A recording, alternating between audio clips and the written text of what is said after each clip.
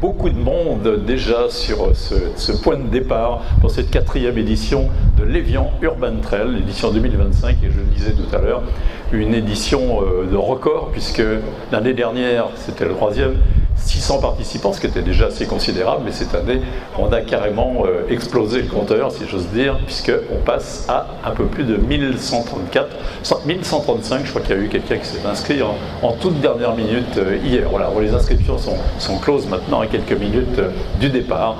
Donc voilà, alors tout ça, vous allez le retrouver naturellement en vidéo, en photo. J'imagine qu'il va se passer plein de choses. Je crois qu'il y a un petit drone qui va se promener au-dessus de nous pour le départ. C'est toujours assez spectaculaire. Donc merci au public d'être déjà là et surtout d'encourager si vous ne participez pas. On compte sur vous pour faire du bruit au moment du départ. J'ai le plaisir tout simplement, puisqu'elle vient d'arriver avec nous, avec d'autres élus aussi qui viennent de nous rejoindre. Et naturellement, ça fait plaisir de les voir. Madame Josiane Dem, maire d'Évian, qui je pense est très fière de cette édition 2025, avec une édition l'an dernier, on disait qu'elle était déjà très très réussie, puisqu'il y avait 600 participants, même un peu plus. Et cette année, 1135, si mes chiffres sont bons, ce qui est quand même pas mal, avec une belle présence, j'allais dire, de coureurs un petit peu de partout, un petit peu toute la France, la Suisse bien sûr représentée, puis je le disais tout à l'heure, ça va échapper à certains, on a même aussi des concurrents américains.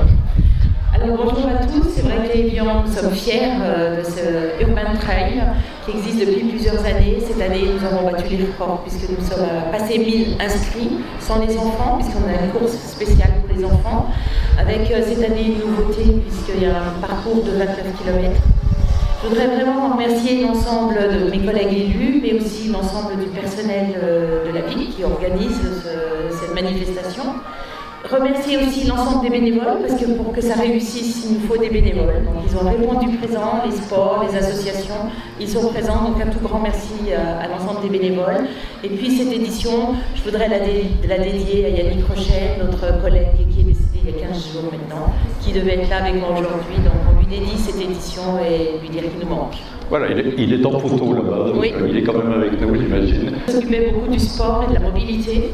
Et c'est vrai que son départ soudain nous a laissé quand même dans la tristesse. C'était quelqu'un de très engagé dans tout ce qu'il faisait.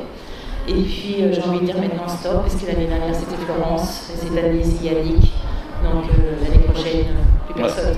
Ah, c'est interdit l'année prochaine, vous restez tous avec nous, on a besoin de vous. Voilà, un petit mot pour les bénévoles, parce que j'en vois autour de nous, puis même les élus qui ont été chercher leur t-shirt bleu. C'est important d'avoir du monde, parce que c'est quand même quelques kilomètres, 29 kilomètres, ça fait...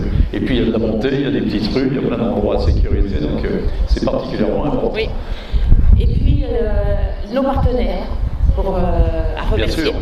Puisqu'on a plusieurs partenaires qui sont là, Tiers Bio, Jacquier, la Société des Eaux, Radio Plus, et Suisse Vapeur Park, Cerise et Potiron.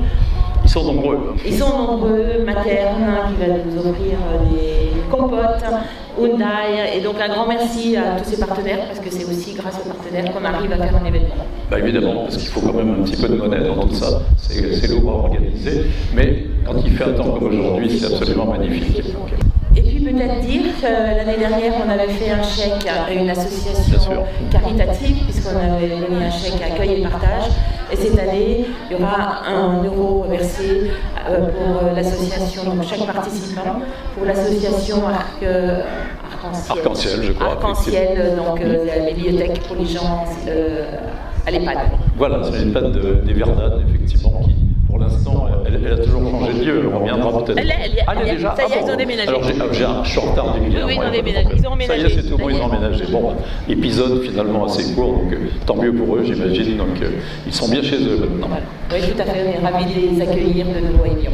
Très bien, et voilà. Et ben, vous restez avec nous toute cet après-midi, j'imagine. Merci. À tout à l'heure. Si vous nous entendez du côté des quais, si vous êtes du côté du casino, par exemple, vous nous posez peut-être des questions sur ce qui se passe. Venez faire un petit tour jusqu'ici, sur cette petite place du marché qui est juste devant l'église d'Évian. Donc c'est facile à trouver, il y a des oriflammes un petit peu partout, puisqu'il s'agit de la 4e édition de l'Évian Urban Trail, avec, comme on vous le disait tout à l'heure, beaucoup de participants, du spectacle tout au long de l'après-midi. On a parlé de musique à certains points, bien sûr.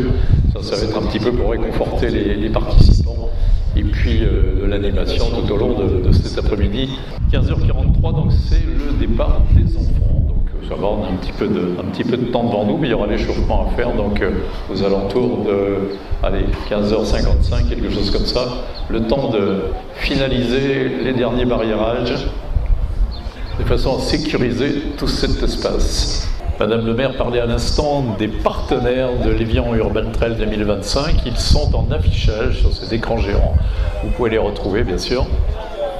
C'est important. Il y en a d'ailleurs quelqu'un qu'on remarque peut-être un peu plus, c'est notamment le concessionnaire Hyundai qui nous a amené quelques véhicules. En tout cas, il y en a un qui est resté au centre. Voilà, si éventuellement ce genre de véhicule vous tente, vous pouvez toujours venir chercher quelques informations. Il y a peut-être un représentant de Hyundai sur place, éventuellement.